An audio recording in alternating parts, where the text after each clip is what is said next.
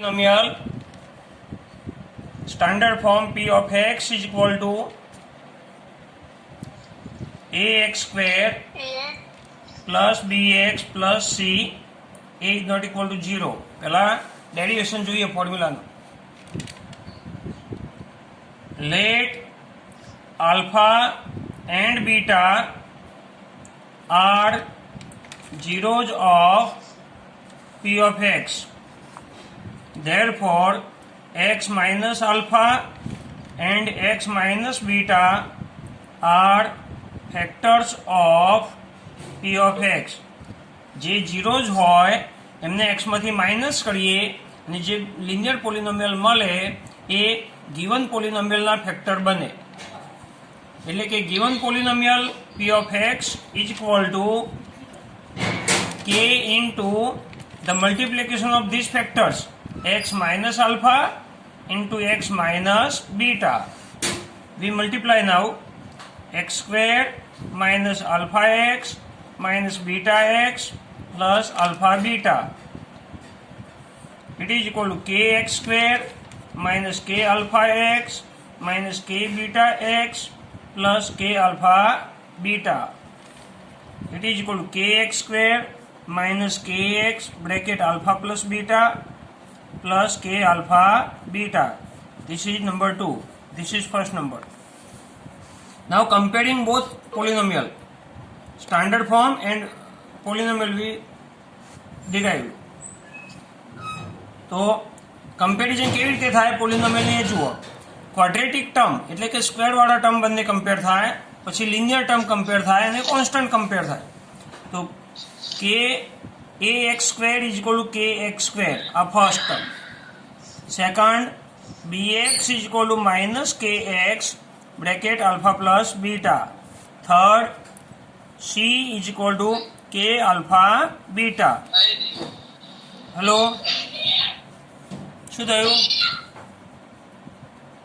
x square cut, x cut, we get a is equal to k, b is equal to minus k bracket alpha plus beta and c is equal to k alpha beta.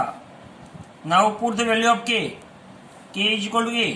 Therefore, b is equal to minus a alpha plus beta, c is equal to a alpha beta. Therefore, alpha plus beta is equal to b upon minus a. This is first formula. Alpha into beta is equal to c upon a. It is second. તો આ બે formula છે, યાદ રાખવાની. હવે method 3, find zeros of quadratic polynomial. એમાં using પહેલી method, using a square plus 2ab plus b square is equal to a plus b whole square identity 1. Example, 25x square plus 10x plus 1. This is p of x. Find zeros. તો સૌથી પહેલા પોલિનોમિયલની value 0 મૂકવી. 25x square plus 10x plus 1 is equal to 0. Therefore, it is perfect square trinomial. It is perfect square trinomial. બે રીતે check થઈ શકે. એક તો 3 કન્ડિશન વાળી મેથડ. 3 કન્ડિશન કઈ 8-9 માં ભણી ચૂક્યા છીએ. 3 ટર્મ્સ હોય, આ પહેલી કન્ડિશન. એની 2 terms positive perfect square, positive perfect square. અને third condition middle term is equal to plus or minus 2 under root first term into last term. તો આ ત્રણેય કન્ડિશન ફૂલફિલ થાય. જો 3 ટર્મ્સ, તો આમાં 3 ટર્મ્સ છે. એની 2 terms R positive perfect square, તો 25x સ્ક્વેર અને પ્લસ 1 બંને પોઝિટિવ પરફેક્ટ સ્ક્વેર છે. પરફેક્ટ સ્ક્વેર કોને કહેવાય? જેનું સ્ક્વેર રૂટ નીકળી શકે. આ બંનેનું સ્ક્વેર રૂટ નીકળી શકે છે, માટે બંને પોઝિટિવ પરફેક્ટ સ્ક્વેર કહેવાય. નોન નંબર્સ તો 1, 4, 9, 16, 25, 36, 49, 64 એ બધા પરફેક્ટ સ્ક્વેર છે. અનનોન નંબર્સ હોય તો એનો પાવર ઇવન હોવો જોઈએ, તો એ પરફેક્ટ સ્ક્વેર કહેવાય. હવે ત્રીજું છે middle term is equal two first term 25x² into last term 1 is equal 2 into 5x into 1 is equal two 10x. તો મિડલ ટર્મ ઓકે છે 10x. આ ત્રણ કન્ડિશનના આધારે આપણે નક્કી કરી શકીએ કે આ પરફેક્ટ સ્ક્વેર ટ્રાયનોમિયલ છે. આપણે 9thમાં બ્રેકેટવાળું ફોર્મેટ યુઝ કરતા હતા. હવે 10thમાં તમે ડાયરેક્ટ પણ મૂકી શકો. First term square root, first ટર્મનું square root 5x, first term square root, middle term sign, plus હોય તો પ્લસ, માઇનસ હોય તો minus, last term square root 1નું square root 1, whole bracket square. તો આના ફેક્ટર પડ્યા. પરફેક્ટ સ્ક્વેર ટ્રાયનોમિયલ હોય આના આધારે પરફેક્ટ સ્ક્વેર ટ્રાયનોમિયલ હોય તો એના તમે ફેક્ટર આ રીતે પાડી શકો. First term square root, middle term sign, last term square root, whole bracket square. It is equal to 0. Therefore 5x plus 1 is equal to 0 or 5x plus 1 is equal to 0. Therefore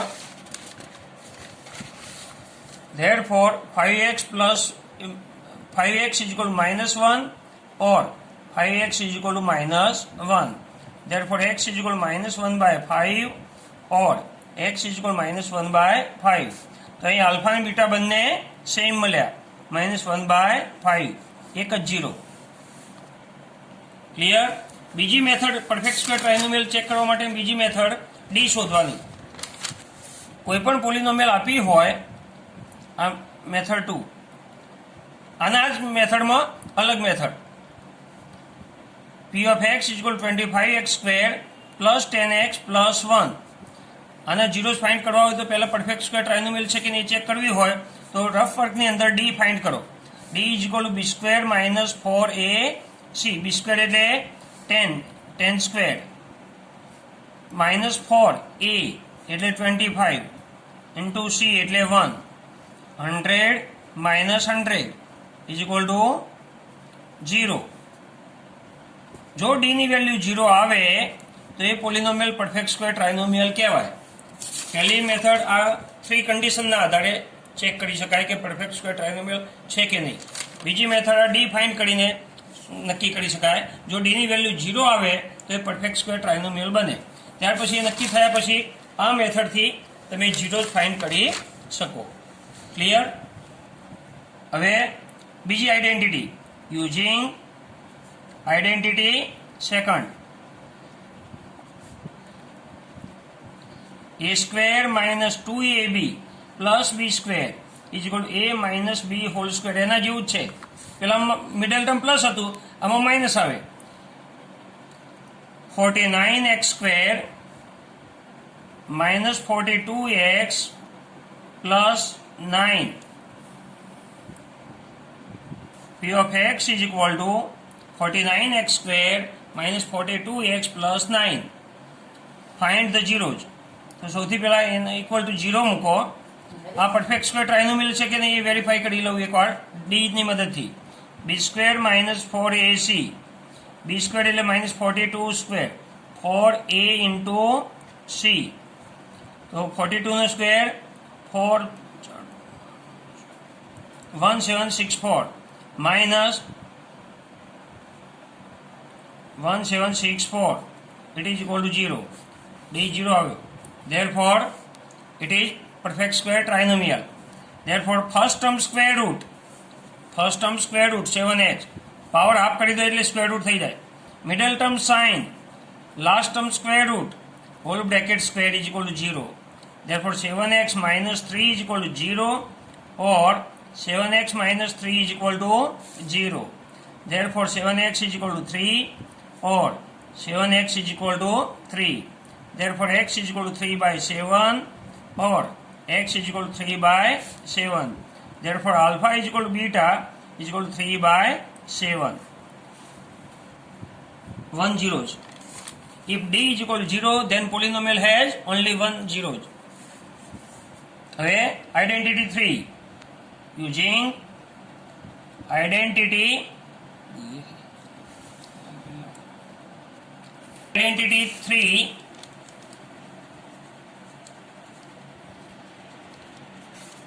a square minus b square is equal to a minus b, a plus b. Example, 4x square minus 25 is equal to 0. In this type, b is always 0. આપણું જે standard form છે ax square plus bx plus c, એમાં b 0 હોય અને c negative હોય, તો ત્યારે આ આઈડેન્ટિટી યુઝ થાય. અહીં a તરીકે 4 છે, b 0 છે, b 0 છે અને c -25 છે. બરાબર? તો bracket square minus bracket square is equal to 0, 2x here 5, therefore factor એકમાં minus બીજામાં plus, 2x minus 5, second bracket 2x plus 5 is equal to 0, therefore 2x minus 5 is equal to 0 or 2x plus 5 is equal to 0, therefore we get 2x is equal to 5 or 2x is equal to minus 5. Therefore x is equal to 5 by 2 or x is equal to minus 5 by 2. Alpha is equal to 5 by 2 and beta is equal to minus 5 by 2. એટલે એક વસ્તુ યાદ રાખો, if b is equal to 0 in polynomial, ax square plus bx plus c and c less than 0, then two opposite roots, opposite zeros. હવે splitting the middle term, splitting the middle term, most IMP method, chapter 4 માટે પણ important છે.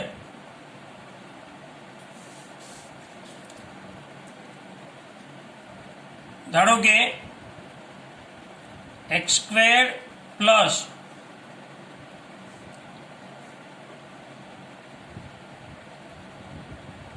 x minus 12, p of x is equal to x square plus x minus 12. આના zeros find કરવા છે તો સૌથી પહેલા એને ફેક્ટર પાડવા પડે. x square plus x minus 12 is equal to 0, therefore તમારી સ્ક્રીન થોડી છે ને બરોબર નથી દેખાતું સર. હવે આમ સંભળાય છે ખરું ક્લિયર? હા ક્લિયર સંભળાય છે પણ દેખાતું નથી બરોબર. એના માટે બોર્ડની વ્યવસ્થા કરવી પડે. બોર્ડ ઉપર લઉં તો દેખાય? હા દેખાશે સર, વાંધો નહીં. આ તો નેક્સ્ટ ટાઈમ બોર્ડની વ્યવસ્થા કરીએ કંઈક. ઓકે સર, બરાબર. વાંધો નહીં. x square plus x minus 12 is equal to 0. હવે માઇનસ 12ના એવા બે ફેક્ટર પાડો, -4 અને 4 અને 3 જેનું સબટ્રેક્શન 1 આવે. જો a ઇન્ટુ c નેગેટિવ હોય તો સબટ્રેક્શન થવું જોઈએ, ac જો પોઝિટિવ હોય તો એડિશન b જેટલું થવું જોઈએ. Subtraction is equal to b if AC is negative. If AC is positive, then addition is equal to b. આ બે રૂલ યાદ રાખવા. બરાબર? સૌથી પહેલા a ઇન્ટુ c નો મલ્ટિપ્લિકેશન કરો, -12 આવ્યા, અહીં AC નેગેટિવ થયું એટલે એના એવા બે ફેક્ટર પાડો જેનું સબટ્રેક્શન b જેટલું થવું જોઈએ. જો એસી પોઝિટિવ આવે તો એડિશન બી જેટલું થવું જોઈએ. એનું એક્ઝામ્પલ પછી લઈએ. સર પેલી મેથડ ના યુઝ કરે કઈ? d = b²- હા, એ પછી બતાવું, એ મારી ફોર્મ્યુલા પછી બતાવું. પહેલાં સિમ્પલ મેથડ જે છે તમારી સ્કૂલમાં, જે બધી સ્કૂલોમાં ચલાવે છે એ પહેલાં બતાવું છું. હવે કયા કયા બે ફેક્ટર પડ્યા? તો 4 3 = 12, 4 - 3 એટલે 1. પણ ધ્યાન એટલું રાખવાનું કે મિડલ ટર્મની જે સાઇન હોય, સબટ્રેક્શન ક્યારે થાય? એક પ્લસ હોય ને બીજું માઇનસ હોય ત્યારે. હવે પ્લસ કોને આપવો, માઇનસ કોને આપવો એ નક્કી કરવા માટે મિડલ ટર્મની સાઇન યુઝ કરવાની. મિડલ ટર્મની સાઇન જો પ્લસ હોય તો બિગર ફેક્ટર પ્લસ રાખવાનો અને smaller factor minus. Bigger factor plus, smaller factor minus. ક્યારે? મિડલ ટર્મ જ્યારે પ્લસ હોય ત્યારે. If middle term is negative then bigger one is negative and smaller one is positive. Remember this thing. Clear? So x square plus 4x minus 3x minus 12 is equal to 0. પહેલા બેમાંથી common, છેલ્લા બેમાંથી common. x plus 4 minus 3 common, x plus 4 is equal to 0. Therefore x plus 4, x minus 3 is equal to 0. X plus 4 is equal to 0 or x minus 3 is equal to 0. Therefore x is equal to minus 4 or x is equal to 3. Therefore alpha is equal to minus 4, beta is equal to 3. આ જ વસ્તુ જો sign change કરું છું ફક્ત. x square minus x minus 12 middle term મેં opposite કર્યું, plus હતું એનું માઇનસ. એસી કેટલું છે અહીંયા? -12. ફેક્ટર 4 3 જા 12 1 આવે, પણ આપણે કેવા જોઈએ છે? -1. તો બિગર પાર્ટને માઇનસ કરો, સ્મોલરને પ્લસ કરો. Put it equal to 0. x square minus 4x plus 3x minus 12 is equal to 0. અહીં જે બે ફેક્ટર પાડ્યા આપણે, સ્પ્લિટ કર્યા, એ બંને ઓપોઝિટ થઈ જશે. પહેલા બેમાંથી x common, x minus 4 plus 3 common, x minus 4 is equal to 0. Therefore x minus 4, x plus 3 is equal to 0. Therefore x minus 4 is equal to 0 and or x plus 3 is equal to 0. Therefore x is equal to 4 or x is equal to minus 3. Alpha is equal to 4 or beta is equal to minus 3. આ બે ઝીરોઝ બને. હવે એસી positive માટે જોઈએ. X square plus 7x plus 12 P of x is equal two x square plus 7x plus 12 is equal to 0 મૂકો. Here AC is equal two 12 which is positive. એના એવા બે ફેક્ટર પાડો કે એડિશન બી જેટલું થાય. તો 4 3 ઇઝ આ 12. 4 plus 3 is equal two 7. Therefore x square plus 4x plus 3x plus 12 is equal to 0. પહેલા બેમાંથી x common, x plus 4, 3 common, x plus 4 is equal to 0. Therefore x plus 4 into x plus 3 is equal to 0.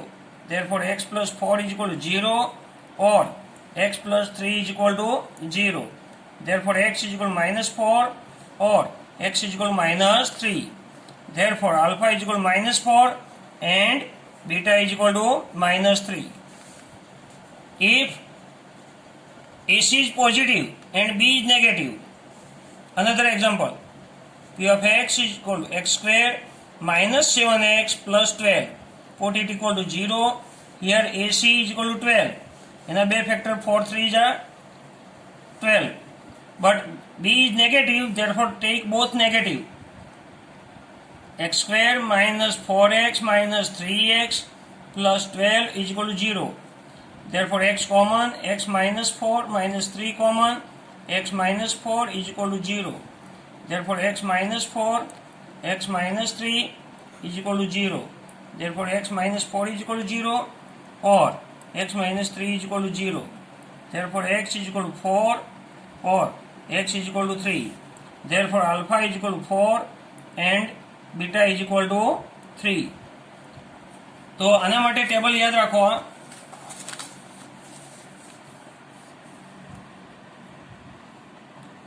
B A C, એ અને C નું multiplication. Bigger factor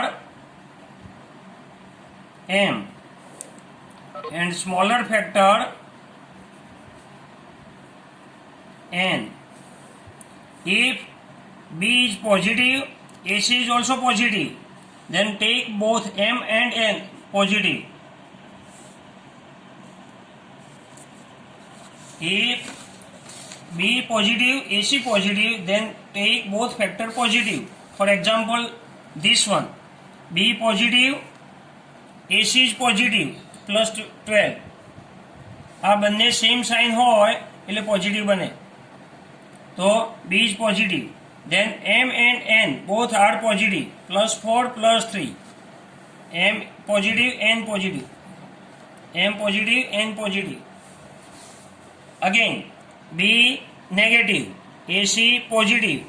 Next example, B negative, AC positive. Then bigger one is negative, small, both are negative. Both are negative. -4, -3. Bigger one, smaller one, both are negative. Third case, B is positive, AC is negative. B is positive, AC is negative.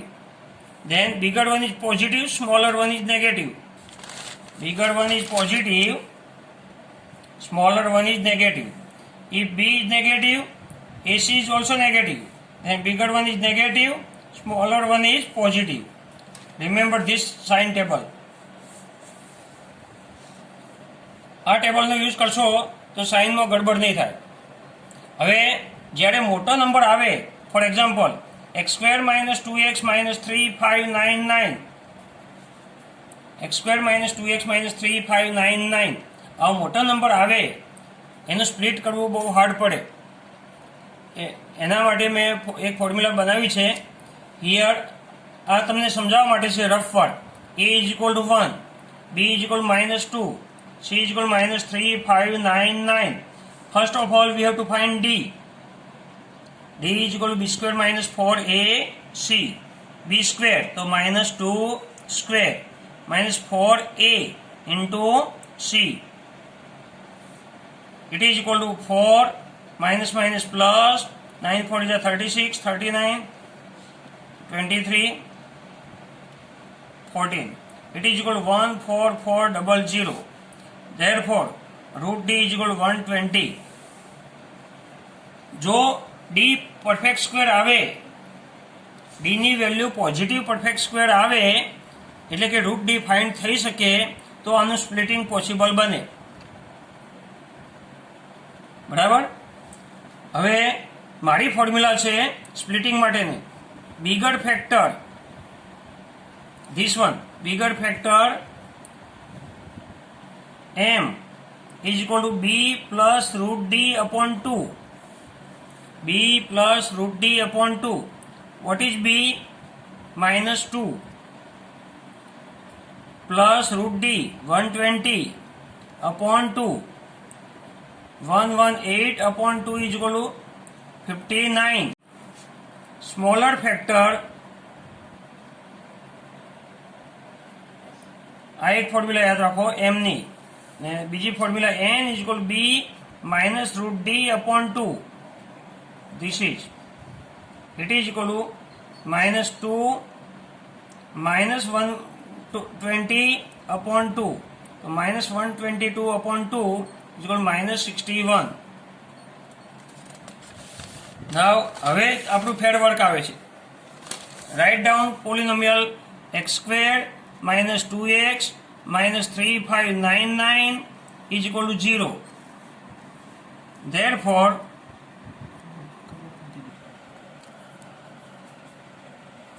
x² -2x -3599 is equal to 0. હવે middle ટર્મની જગ્યાએ એનું splitting જે થયું બે numbers -61 અને +59 એ મૂકો. ગમે તે ફેક્ટર પહેલાં મૂકી શકાય. +59x -3599 is equal to 0. હવે બેના ગ્રુપ બનાવો, કોમન કાઢો. પહેલા બેમાંથી x કોમન, x -61 પ્લસ. હવે બીજી એક વસ્તુ યાદ રાખો, જ્યારે x² નો કોએફિશિયન્ટ 1 હોય, એની વેલ્યુ જ્યારે 1 હોય, અહીંયા x² નો કોએફિશિયન્ટ એ 1 હોય ત્યારે અહીં ત્રીજા નંબરનો જે કોએફિશિયન્ટ હોય એ જ કોમન કાઢી લેવાનો. ખ્યાલ આવ્યો? આમાંથી કોમન ફેક્ટર કયો નીકળે છે ફાઇન્ડ કરવા ટાઈમ બગાડવાનો નહીં. x² નો કોએફિશિયન્ટ 1 હોય ત્યારે ત્રીજા ટર્મનું જે કોએફિશિયન્ટ હોય એ જ કોમન નીકળે અને બ્રેકેટ આ પાછળ મૂકી દેવાનું.